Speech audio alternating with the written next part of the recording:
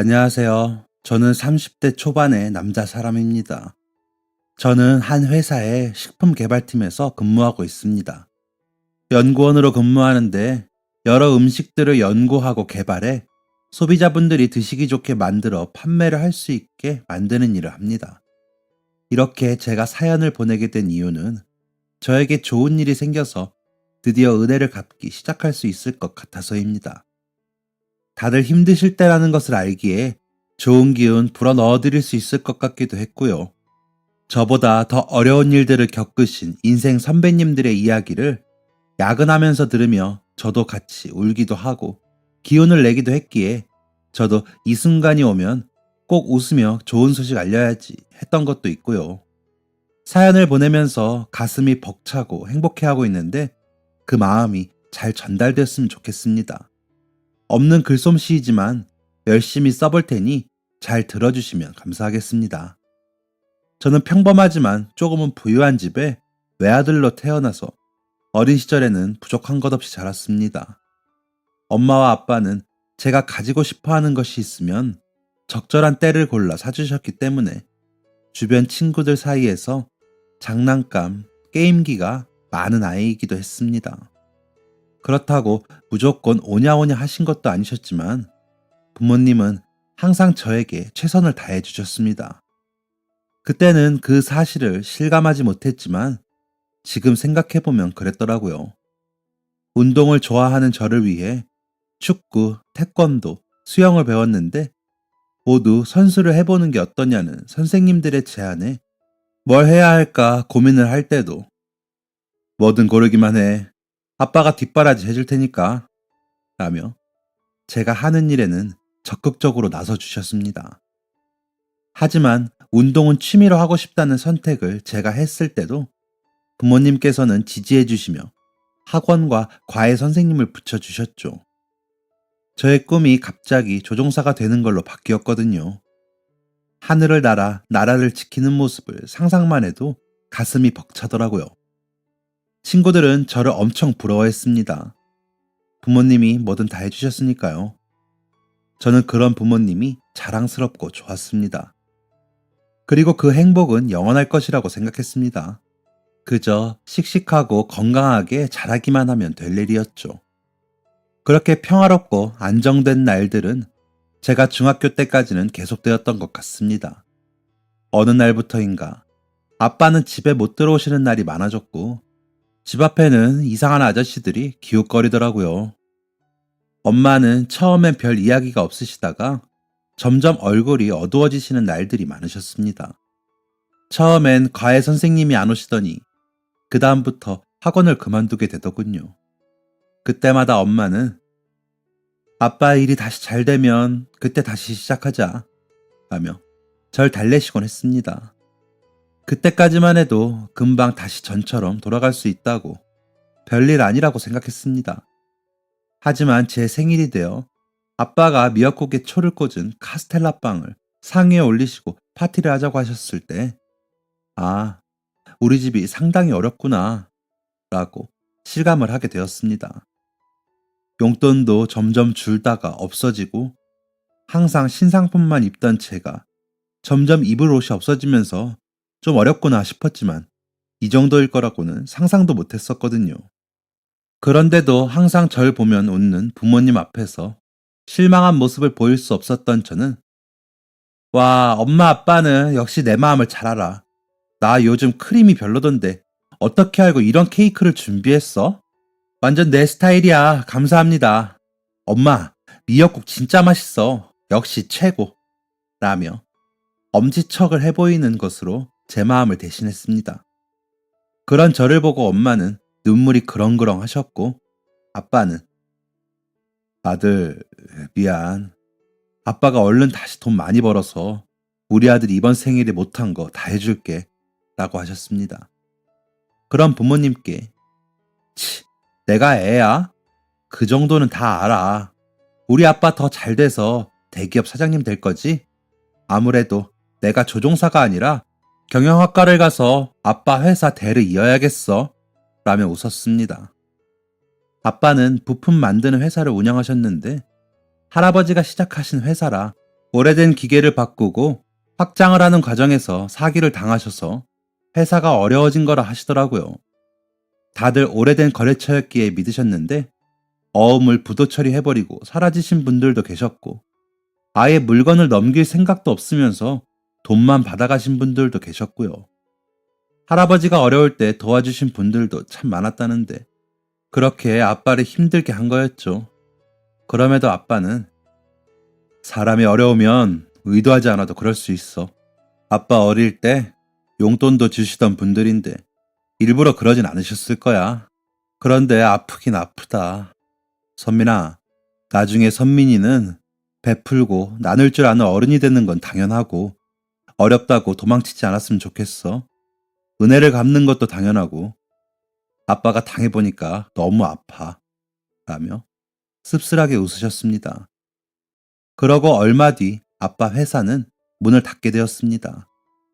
한동안 아빠는 말도 없으시고 방에서 나오지 않으시면서 속상해 하셨지만 그런 아빠를 엄마는 내버려 두시지 않으셨습니다.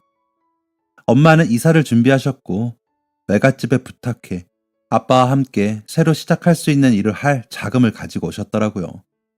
외갓집은 그렇게 풍족하진 않았지만 그동안 아빠가 워낙 많이 뭘 해드려서인지 엄마가 이야기한 만큼 돈을 해주셨다고 하시더라고요. 엄마는 굉장히 씩씩한 목소리로 저와 아빠를 부르시더니 우리 세 식구 이렇게 앉아서 굶어 죽을 수는 없어. 여보, 당신 그동안 고생한 거 아는데 이제 그만 쉬고 나 좀 도와줘요. 새롭게 다시 시작하는 거지.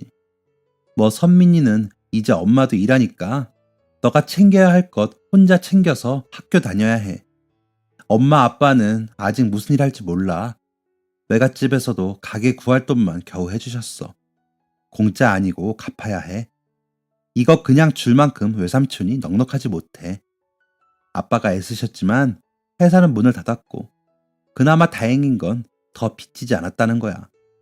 그렇게 만들기 위해 아빠가 얼마나 힘드셨겠니? 그러니까 아빠 수고하셨다고 안아드려. 우리 건강하게 더 열심히 살면 나중에 웃으면서 지금을 말할 때가 올 거야.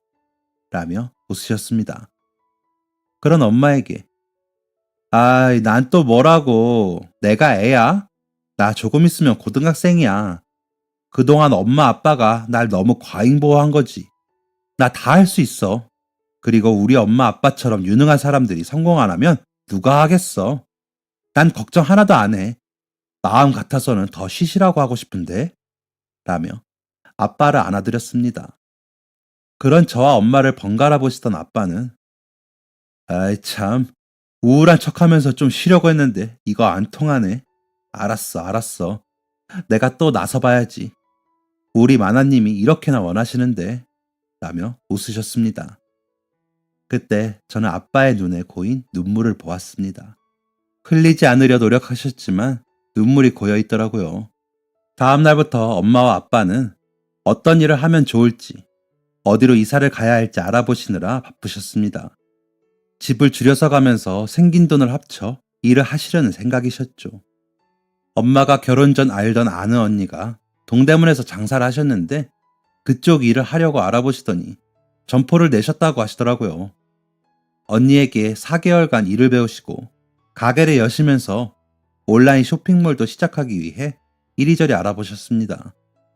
밤새 일을 하고 오셔서 아침에 주무시고 낮에 일어나 홈페이지 제작을 하시다가 저녁 때 시장으로 가셔서 일을 하시느라 부모님은 정말 눈코 뜰 새도 없이 바빠지셨습니다. 그런데도 잠깐 저를 만나면 우리 아들 오늘도 좋은 하루 보냈어? 내일도 좋은 하루 라며 안아주시고 웃으셨죠.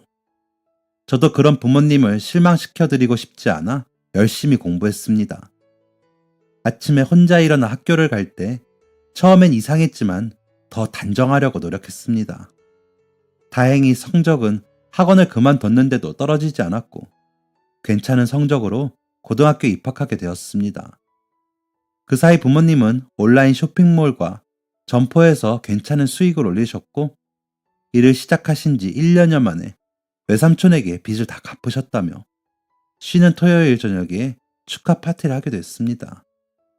기뻤습니다. 엄마 아빠가 고생하고 계시긴 했지만 다시 물질적으로 채워지는 게 보이기도 했고 슬픈 얼굴의 부모님을 더 이상 보지 않아도 되니까요. 그렇게 저희 세 식구 행복하게 잘 살면 된다고 생각했습니다. 하지만 행복의 여신은 저희 가족을 비껴갔나 봅니다. 수업 중에 한 선생님께서 저희 교실에 오시더니 최선민 학생, 지금 병원으로 가봐. 어머니가 쓰러지셨대. 라고 알려주시더라고요. 전날 저녁에만 해도 제 엉덩이를 두드리시며 아들 힘들지. 엄마가 옆에 있어야 되는데 미안. 쇼핑몰 좀 더 잘 되면 엄마는 집에서 일하게 될지도 몰라. 그때는 우리 얼굴 실컷 보자. 라며 웃으시던 엄마였는데 쓰러지셨다니 무슨 소린가 싶었습니다. 병원으로 가면서 아빠에게 전화를 해도 받지 않으셨지만 막상 가보면 감기 몸살일 거라고 생각하고 갔습니다. 잘 아프지 않는 엄마셨지만 가끔 감기 몸살이 오면 심하게 며칠 앓기도 하셨기에 또 그러신 거라고 생각했습니다. 아니, 그렇게 믿고 싶었습니다. 응급실에 도착해 엄마의 이름을 대고 가보니 엄마의 몸에 여러 가지 줄들이 주렁주렁 매달려 있더라고요. 산소 호흡기에 영화에서나 보던 전선들이 머리부터 온몸에 매달려 엄마를 묶어놓은 것 같았습니다. 제가 다가가자 아빠는 제 어깨를 감싸시며 안으셨고 엄마는 가만히 누워만 계셨습니다. 아빠, 의사 선생님이 뭐래? 엄마 그냥 감기 아니야? 라고 여쭤보니 아빠는 아무 말도 못하고 제 어깨를 잡은 손에만 힘을 더 주셨습니다. 그러다 결국 눈물을 흘리시고 말더라고요. 그제야 엄마가 많이 아프시구나 라고 확 와닿더라고요. 그래도 엄마는 일어나실 거라고 생각했습니다. 언제나 밝고 씩씩한 엄마셨기에 다시 일어나서 누워 있었더니 더 아파. 이제 그만 일어나자. 라고 하실 거라고 믿었습니다. 하지만 엄마는 의식이 없었고 그 상태로 그날 저녁을 넘기질 못하고 아빠와 저의 곁을 떠나셨습니다. 나중에 아빠 말로는 엄마가 며칠 전부터 머리가 너무 아프다고 하셨다고 하더라고요. 진통제를 먹어도 안 듣는다고 아무래도 과로했나 보다며 좀 쉬어야겠다고 집으로 들어오셨는데 화장실에서 나오시며 여보, 나 몸이 이상해 하시면서 쓰러지시곤 의식이 없으시더래요.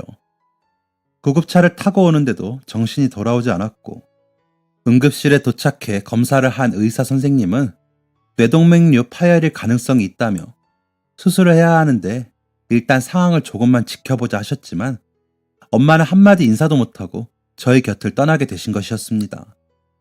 엄마를 그렇게 떠나보낸 아빠와 저는 더 이상 웃을 수가 없었습니다. 아빠는 한동안 혼자 점포일과 온라인 쇼핑몰 일을 하셨지만 얼마 안 가 그만두시더라고요. 그러시더니 저의 아침을 차려주시고 청소하고 빨래하고 음식을 하시면서 시간을 보내셨습니다. 저는 그런 아빠가 걱정이 되었지만 엄마의 빈자리를 그 어떤 것으로도 채울 수 없어 허한 마음이 아빠의 보살핌으로 어느 정도는 채워지고 있었기 때문에 고마운 마음이 들었습니다. 그러길 3개월쯤 되어 제가 고2 여름방학을 맞았을 때 아빠는 선민아, 이제 고2니까 학원이라도 다니면서 도움을 받는 게 좋지 않겠어? 엄마가 그러던데 너 고3 여름방학에는 학원 보내야 한다고. 엄마가 매일 했던 소리가 너 학원 보내면 집에서 쇼핑몰 일만 한다는 거였는데 전처럼 너 밥도 해주고 집안일 열심히 하면서 너 대학 갈 때까지만 옆에서 좀 있고 싶다고. 아빠가 미안. 이라며 우시더라고요. 그런 아빠를 꼭 안으며 아빠 그래서 이렇게 집안일에 열심히인 거야? 참나. 엄마가 하늘에서 보고 웃겠다. 라며 저도 울었습니다. 한동안 그렇게 울던 저희 부자는 벽에 걸어놓은 엄마의 영정 사진을 보며 멍하니 있다가 밥을 먹었습니다. 밥을 먹으며 아빠가 너 학교 다니는 시간에 맞춰서 할 수 있는 일을 찾아서 하려고 알아보고 있어. 걱정하지 마. 가게 정리할 때 받은 권리금이랑 보증금도 있고 쇼핑몰 넘기면서 받은 돈도 있어. 같이 하던 직원이 맡아서 하겠다고 해서 넘겼거든. 엄마가 거의 일을 다 해서 아빠 혼자 하려니까 못하겠더라고. 아빠가 엄마 고생을 너무 많이 시켰다. 미안해. 라고 하시더라고요. 아빠, 엄마가 항상 그랬잖아. 아빠랑 결혼해서 날 낳은 게 세상에서 제일 잘한 일이라고. 엄마랑 아빠랑 결혼할 때 엄마가 따라다녔다며. 그런데 아빠가 이렇게 기죽어 있으면 엄마가 하늘나라에서 얼마나 속상하겠어. 라며 제가 잔소리를 하니 그제야 웃으시더라고요. 비록 씁쓸한 웃음이었지만 그 후로 아빠는 여러 일을 알아보시더니 학교 앞 문구와 사무용품을 파는 가게를 여셨습니다. 제가 살던 동네가 초등학교 2군데, 중학교와 고등학교가 각각 한 군데씩 밀집해 있는 동네였는데 오래전부터 문구점을 하시던 할아버지께서 건강상의 문제로 문을 닫으셔서 문구점이 없던 터였거든요. 아침에 일어나 아빠와 함께 밥을 먹고 아빠는 가게로 출근을 하시고 저는 학교로 가고 학교가 끝나고 학원에 갔다가 아빠 가게로 가 아빠와 집으로 오는 생활을 고3 졸업할 때까지 했습니다. 아빠는 그런 생활을 만족해 하셨지만 엄마를 너무 그리워하셨습니다. 어쩌다 아빠의 일기장을 보았는데 온통 엄마를 그리워하는 이야기뿐이었죠. 그런 아빠 앞에서 제가 씩씩하지 않으면 안 될 것 같아 저는 더 밝게 웃으며 생활하려고 노력했습니다. 그러면서 엄마와 약속했던 대학에 가기 위해 노력을 했습니다.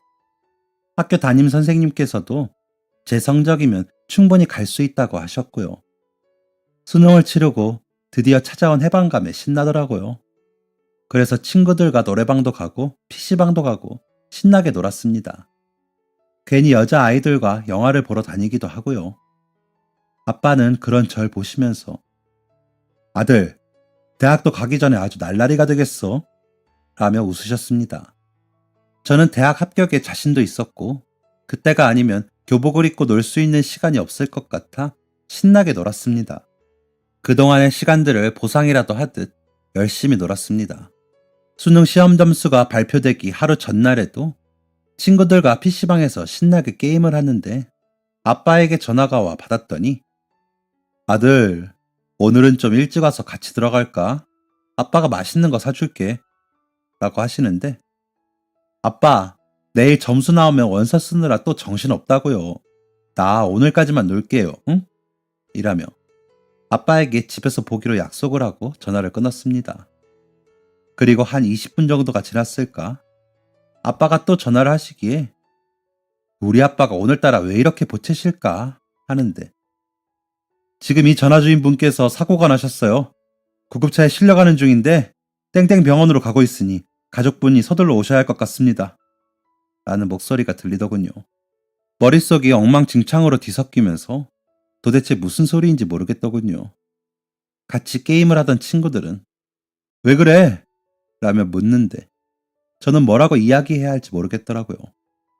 그래서 먼저 가볼게 라는 말만 남기고 땡땡 병원으로 향해 달려갔습니다. 택시를 탔어도 될 것을 그때는 왜 그런 생각을 못했는지 헐레벌떡 뛰기만 했습니다. 헉헉거리며 응급실에 도착해 아빠의 이름을 대는데 엄마가 돌아가시던 날이 생각나 머리가 어지럽더라고요. 눈물부터 나고 숨이 막혀 걷기가 힘들었습니다. 겨우 정신을 부여잡고 다가간 그곳에 아빠는 엄마처럼 주렁주렁 많은 줄들을 매달고 있었습니다. 달랐던 점은 온몸에 피가 묻어 더 아파 보였죠. 사고의 충격으로 머리 쪽 부상이 심각했고 다른 부위들은 차후에 검사를 해봐야 알 것 같다고 하셨습니다. 당장 수술을 해야 한다고요. 아빠에게 다가가 아빠 미안해. 많이 아프지? 의사 선생님들이 다 낫게 해주실 거야. 조금만 참아. 라고 말을 하고 나니 아빠를 어디론가 데려가시더라고요. 기다렸습니다. 기도도 했죠. 제발 우리 아빠 좀 살려달라고요. 10시간의 수술 끝에 의사 선생님은 나오셨습니다. 그러시더니 일단 생명이 유지는 됐습니다. 하지만 아직 의식이 돌아오시지 않았어요. 의식이 돌아오신다고 해도 전처럼 생활하실 수 있을 거라는 보장도 없어요. 다른 보호자는 없으세요? 학생이 유일한 가족인가요? 다른 가족이나 친인척이 있으면 연락을 하시는 게 좋을 것 같아요. 라고 하시는데 그때도 이게 무슨 말인지 이해가 가질 않더라고요. 일단 외삼촌께 전화를 드렸고 외삼촌과 외숙모가 오셨습니다. 외삼촌은 중환자실에 있는 아빠를 보시더니 널 생각해서라도 일어날 거다. 너도 마음 단단히 먹고 알았지? 라며 제 어깨를 담담히 두드리셨습니다. 그렇게 아빠를 하루에 2번 면회를 했지만 아빠는 눈을 뜨지 못하셨습니다. 일주일 정도를 그렇게 누워만 계셨습니다. 외삼촌은 집에 오셔서 보험이나 이런 것들이 있는지 보라고 알려주시더니 여기저기 연락하시느라 바쁘셨습니다. 가게는 일단 사정이 있어 쉰다고 써 붙여두었습니다. 아빠가 얼른 일어나셔서 그 종이를 떼며 아휴, 나 없이 이 동네 애들 준비물을 어떻게 했나 하며 웃으시길 바랐습니다. 하지만 아빠는 2주를 그렇게 누워 계시다가 돌아가셨습니다. 아빠 장례식에 오신 친척 어른들은 저를 위로하셨지만 혹시나 저를 떠맡아야 할지도 모른다는 생각을 하신 건지 곤란한 얼굴을 하며 이제 고3 졸업한다고 했지? 아유, 그나마 다행이네. 우리도 사정이 열악해서 같이 지내고 싶은데 못 지내거든. 이라고 하시더라고요. 저는 엄마 아빠랑 살던 그 집을 떠날 생각이 전혀 없는데요. 외삼촌은 장례가 끝나자 너가 아직 법적으로 미성년자라 대리인이 필요해. 삼촌이 맡아줄 테니까 너 생일 지나면 찾아가 하시면서 엄마 보험비가 든 통장과 아빠 보험비 이야기를 하시더라고요. 그러면서 저한테 도장 찍고 사인하라고 해서 그렇게 하고 은행에가 무슨 인증을 하라고 해서 그렇게 했습니다. 그러면서 제 생일인 5월에 다 돌려준다고 하더라고요. 대신 다달이 제 생활비를 보내준다고 했고요. 그때는 그냥 외삼촌이 하는 말에 그저 따랐습니다. 믿기도 했고 아빠가 그렇게 사고로 돌아가셨는데 제 앞가림에만 신경을 쓰는 것 같아 죄책감도 들었거든요. 그때 아빠 말처럼 아빠와 만나기로 약속을 했다면 아빠는 그 사고를 당하지 않았을 거라는 생각에 죄책감은 더 커져 저는 너무 괴로웠습니다. 하지만 그 누구도 저의 그런 마음에는 신경도 안 쓰고 그저 제가 어느 집에 가야 할까봐 아니면 돈이 없을까봐 그것만 신경 쓰는 게 속상했거든요. 제가 쓸모 없어진 것 같기도 하고 부모를 모두 잃고 그 돈만 신경 써야 하는 파렴치한이 된 것 같아서요. 대학 입학에도 소홀하게 되었던 저는 입시에 실패하고 말았습니다. 그제야 정신이 좀 들더군요. 다시 공부를 해야 한다는 생각에 괴롭기도 했지만 마음이 쓸쓸해서인지 뭘 해야 할지 모르겠더라고요. 그런데 외삼촌이 생활비로 쓰라고 보내주기로 한 돈을 갑자기 너무 많이 보냈더라고요. 50만 원씩 보내던 걸 갑자기 1000만 원을 붙여서 무슨 일인가 전화를 했습니다. 없는 번호라는 알림 메시지가 흘러나와 외숙모에게 전화를 했습니다. 역시나 없는 번호라고 뜨더군요. 사촌들에게 전화를 해봤지만 모두 없는 번호라고 떴습니다. 사촌들의 SNS를 찾아 들어가 보았는데도 모두 탈퇴한 가입자라고 나오더라고요. 집에 돌아와 보니 우편물들 사이로 외삼촌의 편지가 있었습니다. 선민아, 삼촌이 미안하다. 사람이 이러면 안 되는데 큰 돈을 보다 보니 우리도 좀 살자 싶더라. 너는 아직 젊지 않니? 너는 너희 부모님 닮아서 잘 될 거야. 나중에 기회가 되면 꼭 갚으마. 우리 가족은 외국으로 나간다. 가서 새 인생을 살 한 가족에게 좋은 일 했다고 생각해 주렴. 면목이 없다. 너희 엄마가 너 등록금 하려고 모은 통장은 TV장 서랍에 두었다. 그건 차마 못 가져가겠더라. 미안하다. 지옥이 있다면 가고 천발이 있다면 받을게. 대신 이번 생은 좀 떵떵거리고 살고 싶다. 미안하다. 라는 내용이더라고요. 이 편지는 지금도 가지고 있습니다. 이런 인간이 되지 않으려는 제 다짐이 흔들리지 않게 가지고 있습니다. 편지를 읽고 어이도 없고 이제 정말 세상에 나뿐이구나 하는 생각에 한없이 눈물이 났습니다. 엄마와 아빠가 너무 보고 싶고 두 분이 돌아가신 게 다 제 탓 같아 한없이 괴롭더라고요. 펑펑 울다가 쓰러지듯 누워 밥도 안 먹고 웅크리고 잠만 잤습니다. 낮인지 밤인지 커튼을 쳐두고 있으니 모르겠더라고요. 그렇게 자고 일어나면 끔찍한 악몽에서 깬 듯 엄마와 아빠가 무슨 잠을 그렇게 자, 얼른 밥 먹어 라고 하실 것 같았는데 아무리 자고 일어나도 어두컴컴한 제 방이더라고요. 불현듯 이런 세상에 나 혼자 살아서 뭐하나 이런 생각이 들더라고요. 그러면서 엄마도 아빠도 나 때문에 돌아가셨는데 내가 혼자 뻔뻔하게 살아서 뭐하나. 그래서 돈도 외삼촌이 다 가져갔나 보다. 나도 사라져버리자 라는 생각까지 들었습니다. 어떤 방법이 좋을까 하다가 어떤 영화에서 본 것처럼 번개탄이 좋겠다는 생각이 들더라고요. 그래서 일단 밖으로 나갔습니다. 아직 차가운 바람을 쐬니 좀 더 걷고 싶더라고요. 천천히 걷다 보니 어느새 집에서 가까운 한강 다리더라고요. 주인은 어느새 파릇해지며 새벽동이 트려는 준비를 하고 있었고요. 이 시원한 공기가 마지막이라고 생각하니 좀 더 쐬고 싶더군요. 그래서 천천히 걸었습니다. 그러다 여기서 뛰어내리면 더 간단하지 않을까 라는 생각이 들더군요. 그래서 한참을 강물을 내려다보고 있었습니다. 인적도 드물고 지금 빠지면 아무도 모르게 끝낼 수 있겠다는 생각을 하며 이제 엄마 아빠 곁에서 쉴 수 있겠다 싶어 안도의 눈물이 나더라고요. 그래서 울고 있는데 인기척이 느껴져 뒤돌아보니 운동복 차림을 한 아저씨가 가쁜 숨을 쉬며 서서 보고 계시더라고요. 머쓱하기도 하고 부끄러웠지만 곧 지나가실 거라는 생각에 저 아저씨만 가면 뛰어내리자 하고 가만히 강물만 보고 있었습니다. 하지만 아저씨는 가시지 않고 제 곁에 서서 같이 강물을 바라보고 계시더라고요. 기다렸습니다. 아저씨가 가시던 길을 가시기를. 하지만 날이 밝아오고 사람들이 오고 가도록 아저씨는 가질 않으셨습니다. 차들도 많아져 제 계획을 실행하기엔 좀 곤란해졌죠. 그래서 일단 집으로 돌아가야겠다 싶어 제가 발걸음을 옮기자 아저씨도 같은 방향으로 걸으셨습니다. 한강 다리 끝부분 계단을 다 따라 내려오자 그제서야 어디론가 가버리시더라고요. 아저씨와 멀어져 집에 돌아와서 엄마와 아빠의 사진을 보는데 제가 얼마나 어리석은 일을 할 뻔했는지 깨달아졌습니다. 엄마와 아빠의 자랑거리이던 제가 이렇게 망가져 엉망으로 사는 것도 모자라 스스로를 죽이려고 했다는 사실을 하늘나라에서 알면 얼마나 속상하실까 하는 생각에 너무나 부끄럽더라고요.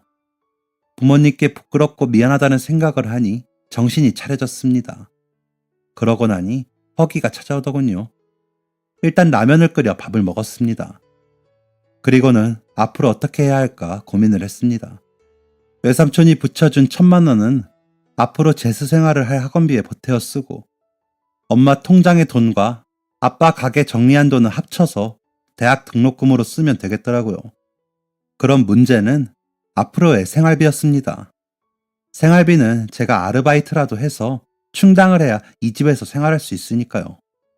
그 생각에 꽂히니 당장에 나가서 구인이 붙어있는 동네 점포에 자리가 있나 보기로 했습니다. 편의점도 좋고 식당 서빙도 좋고 시간만 맞으면 되겠다 싶었죠. 학원은 전에 다니던 학원에 재수생반에 등록해 다니면 되니 시간은 그 학원 수업 시간만 피하면 되겠다 싶더라고요. 동네를 돌아보는데 전에는 그렇게 잘 보였던 구인 광고가 다 없더라고요. 아무래도 대학에 들어간 아이들이 다 차지했겠죠. 그래서 더 꼼꼼히 돌고 있는데 한 분식점에 구인, 시간 오전 10시부터 오후 3시, 나이 제한 없음, 시급 6,000원 이라고 붙여져 있더라고요. 이력서도 없이 와서 면접을 보자니 쑥스럽기도 해 어슬렁거리며 가게 들어서는데 어서오세요 하는 주인분의 얼굴이 낯이 익더군요. 아침에 그 아저씨였습니다. 얼굴이 확 빨개지며 부끄러워 숨고 싶더군요. 그래서 나가려는데 밥 먹으러 온 거 아니야? 앉아 하시는데 저도 모르게 자리를 차지하고 앉았습니다. 주문은 뭘 할까 허둥지둥 당황하고 있는데 아저씨가 접시에 김밥과 어묵 국물을 담아 내려놓으시며 먹어 하시더라고요. 얼떨결에 김밥을 먹고 있는데 일자리 필요해? 라고 물으셔서 필요해서 들어왔습니다 라고 하자 일해 내일부터 시간 맞춰서 나와 하시더라고요. 감사합니다 하자 뭘 대수라고 하시더니 가게 일을 하시더라고요. 김밥을 다 먹고 계산을 하려고 하자 아저씨는 손사래를 치시더니 됐어, 가. 일할 사람인데 뭐. 라며 그릇을 치우시더군요. 어쨌든 저도 그 자리에서 빠져나오고 싶어 인사를 하고는 나와 학원에 가 등록을 했습니다. 학원 선생님께서는 반가워하시면서도 아깝다며 안타까워하시면서 다시 하면 더 높이 목표를 정하고 공부하자 하셨습니다. 집에 와 계산을 해보니 알바비로 버는 돈이 일주일에 6일 5시간을 일하면 60만 원은 벌겠더라고요. 그 돈이면 저 혼자 생활하는 생활비는 되겠더라고요. 그렇게 계획을 세우고 있자니 내가 왜 그런 안 좋은 생각을 했나 후회가 되면서 어쩌면 그 아저씨를 만나게 해주려는 엄마 아빠의 마음이 아니었을까 하는 엉뚱한 생각이 더해져 눈물이 났습니다. 그렇게 울고 나니 아저씨가 왠지 정이 가고 그 가게에서 일하게 된 것도 운명이라는 생각까지 들더라고요. 솔직히 말도 안 되는 이야기이긴 하지만 그때는 그렇게라도 어딘가에 마음을 붙이고 싶었던 것 같습니다. 다음 날 출근을 했더니 아저씨는 무심하게 가게에서 제가 할 일을 알려주셨습니다. 잘 웃지도 않으셨지만 화도 잘 내지 않으시더라고요. 뭐든 그냥 그거 뭐 하며 넘기시는 모습에 왜인지 모를 정감이 느껴졌습니다. 저는 열심히 일했습니다. 그리고 오후 시간에는 열심히 공부했습니다. 성적이 상위권이었는데도 다시 하려니 어렵더라고요. 그래서 더 열심히 했습니다. 알바를 하고 잠자는 시간 3, 4시간, 학원 수업 시간 빼고는 앉아서 공부만 했습니다. 그렇게 제 1년은 또 빠르게 지나갔습니다. 아저씨는 가져가 하시면서 반찬도 만들어주시고 간식도 챙겨주시고 영양제도 챙겨주셨습니다. 너무 감사해서 제가 뭐라도 추석에 챙겨드리고 싶어 선물이라고 홍삼정과 세트를 드렸는데 고마워 하시더라고요. 옅은 미소와 함께요. 아저씨가 있어 제 수생활을 그나마 견딜 수 있었습니다. 그래도 누군가가 저를 지켜봐주는 게 느껴지니 마음이 놓이기도 했거든요. 제가 목표하던 대학에 붙어 그 사실을 알려드렸을 때도 그저 잘했어 하셨지만 그것만으로도 저는 든든한 느낌이 들었습니다. 알바 시간을 옮겨서라도 계속 그 분식점에서 일하고 싶었지만 아저씨는 대학생이 뭘 이런 걸 해 라며 그만두라고 하셨습니다. 그러시더니 얼마 뒤 전화를 하셔서는 우리 애가 고2 올라가는데 친구들 한 4놈 묶어서 과외 안 할래? 하시더라고요. 그래서 하겠다고 했죠. 아저씨 아들은 성적이 중간 정도였는데 학원을 다녀도 성적이 별로라며 과외를 시켜봐야겠다 싶으셨다며 또 무뚝뚝하게 말씀하시는데 괜히 그 마음을 알 것 같아 코끝이 찡했습니다. 아이들을 저희 집으로 불러 과외를 하고 돌려보내곤 했는데 아이는 올 때마다 아빠가 주래요 하면서 아저씨처럼 무뚝뚝하게 반찬들을 내려놓았지만 보면 흘릴까봐 엄청 신경 써서 가져왔더라고요. 어찌 그리 닮았을까 싶어 웃음이 나다가도 돌아가신 부모님 생각이나 마음이 시큰해지곤 했습니다. 그러다 2학년을 마치고 아저씨께 가 저 군대 가요 라고 말씀드리자 벌써? 조심히 다녀와 하시더라고요. 아저씨 아들은 성적이 올라 자신이 원하던 대학에 합격하면서 저랑 친해져 형 동생하고 지내는 사이가 됐죠. 훈련소 앞까지 따라와 울면서 형 조심히 다녀와요 하던 꼬맹이들이 이제는 회사원이 되어 제법 아저씨 티가 납니다. 아저씨는 그때도 다치지 마라 라고만 하셨는데 요즘은 저만 보면 웃으세요. 제가 얼마 전에 아저씨 가게의 떡볶이 레시피를 밀키트로 만들어 판매를 시작했거든요. 맛있는 집이라 더 성장하지 못해 아쉬웠는데 저희 회사와 결탁해서 판매를 시작하면서 온라인과 홈쇼핑으로 판매가 시작되었습니다. 판매량도 꽤 좋아 아저씨 매출이 좋으신 걸로 알고 있습니다. 그래서인지 절 보고 그 무뚝뚝한 양반이 웃으세요. 군제대를 하고 아저씨와 술 한잔을 기울이며 제 목숨 살려주시고 저 아르바이트 시켜주시고 과외까지 해서 저 버티게 해주신 은혜 제가 꼭 갚겠습니다.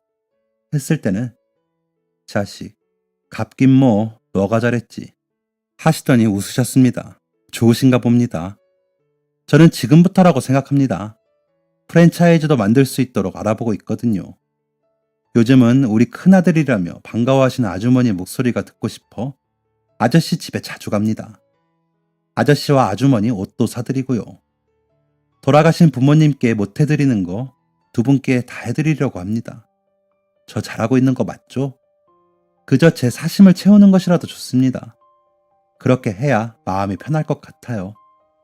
예전에 은혜를 갚는 건 당연하다는 아빠의 말씀처럼 제 목숨 살려주시고 먹고 살 수 있게 해주신 은혜 꼭 갚겠습니다.